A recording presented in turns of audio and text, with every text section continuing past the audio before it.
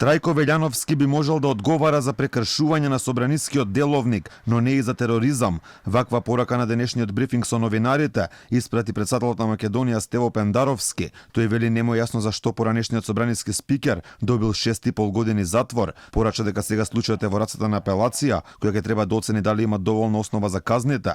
Според Пендаровски нелогично било организаторите да добијат 6 години, а оние кои биле осудени за упадот да добијат драконски казни од дури 18 години затвор.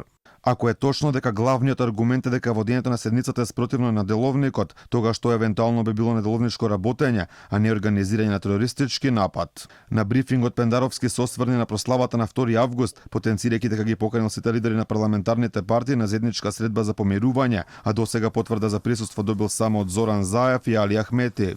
Сакаме да дадеме мал пример за обединување.